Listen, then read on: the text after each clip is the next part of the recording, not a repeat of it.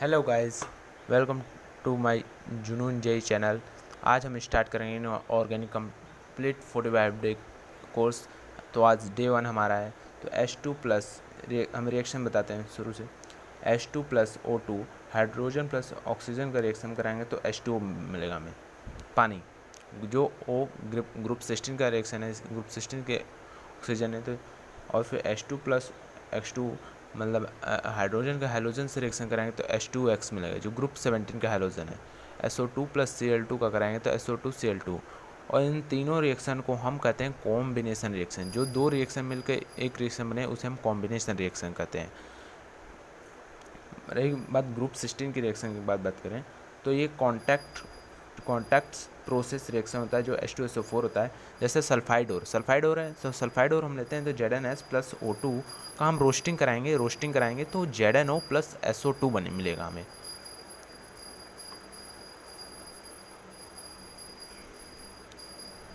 और वहीं पे हम SO2 प्लस O2 का बिना कैटलिस्ट के रिएक्शन बनाएंगे तो SO3 हमें नहीं मिलेगा, एकदम नहीं मिलेगा। तो हम इसके लिए इस रिएक्शन के लिए हमें ये प्रोडक्ट बनाने के लिए हम V2O5 का कैटलिस्ट का यूज़ करते हैं तो SO3 में प्रोडक्ट मिलता है।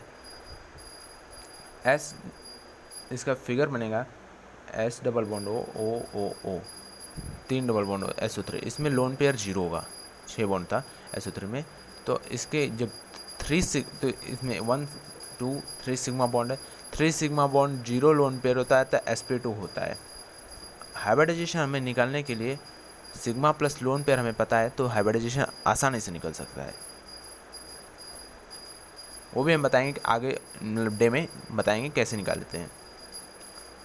तो H डबल बॉन्ड O, इसका अगर हमें डाइपोल निकालना हो तो डाइपोल देखिए हमारे इधर जा रही है, एक एरो इधर जा रही है, एक पॉजिटिव टू नेगेटिव जाती है डाइपोल तो जीरो होती है। तो जैसे डाइपोल जब जीरो होता है तो हमें उसे नॉन पोलर कहते हैं। इसका नॉन पोलर डाइपोल है, इस तीनों एरो जा रही हैं positive to negative. SO3 plus H2O का रिएक्शन कराया जा सकता है? नहीं, इसका कोई प्रोडक्ट नहीं मिलेगा। SO3 H2SO4 का हम जब रिएक्शन कराएंगे तो H2H2O7 निकलेगा, जिसे हम कहते हैं ओलम फ्लेमिंग H2SO4। इस रिएक्शन को हम कहते हैं, प्रोडक्ट निकलता है उसको ओलम फ्लेमिंग H2SO4 से रिएक्शन निकला आता है, तो इसको हम कहते हैं। अब हम बात करेंगे हैलोजन की बात करें तो F2Cl2 Br2 I2। इसमें हमें बताना है कि ऑक्सीडाइजिंग पावर किसकी अधिक है। तो ऑक्सीडाइजिंग पावर हम कैसे पता करते हैं? जो दूसरों का ऑक्सीडेशन कराए, खुद का रिडक्शन कराए, उसे हम ऑक्सीडाइजिंग पावर कहते हैं। जिसमें फ्लोरीन सबसे ज़्यादा खुद का रिडक्शन कराता है और दूसरे का ऑक्सीडेशन कराता है, फ्लोरीन ऑक्सीडाइजिंग पावर ज़्यादा है, फिर Cl2 का है, फिर Br2 का, फिर I2 का है। वही हम बात करें ग्रुप 17 की। ग्रुप 17 में हैलोजन जो फैमिली होती है, H2F2 का हम रिएक्शन कराएंगे तो हमें HF मिलेगा। वहीं H2 प्लस Cl2 का रिएक्शन हम जब कराएंगे तो HCl मिलेगा। H2 प्लस Br का रिएक्शन कराएंगे तो HBr मिलेगा। H2 प्लस I2 का हमें रिएक्शन कराएंगे तो HI मिलेगा। और ये हम HI में यूज़ करने के लिए हमें थोड़ा सा कैटलिस्ट का यूज़ करना पड़ता है। और ये HF होता है, ये हमें डार्क मिलता है, डार्क। पर मेरी एक बात है कि ये एक्सोथर्मिक रिएक्शन है। पर आप पूछेंगे H2 में तो कैटलिस्ट यूज करें तो एक्सोथर्मिक रिएक्शन कैसे होगा, हीट तो प्रदान करें? नहीं, लेकिन हम माइनर से यूज़ करते हैं, लेकिन इसको हम एक्सोथर्मिक ही रिएक्शन कहते हैं। ग्रुप 16 में bond energy H2O H2S H2Se and H2Te। तो हम बात करेंगे कि इसमें कैसे हम पता करेंगे मतलब बॉन्ड एनर्जी किसकी ज़्यादा है। तो हम बता दें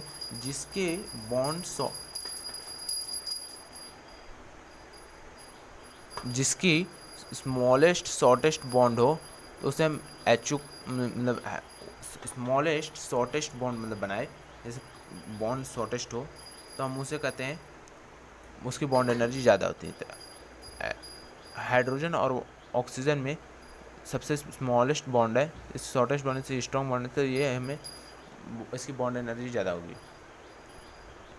H2 प्लस O2 में क्या हम बिना कैटलिस्ट का H2O बना सकते हैं? नहीं, हम H2 को हम बिना कैटलिस्ट का नहीं बना सकते, कैटलिस्ट यूज़ करना पड़ता है, इसलिए हमारा H2 बनता है।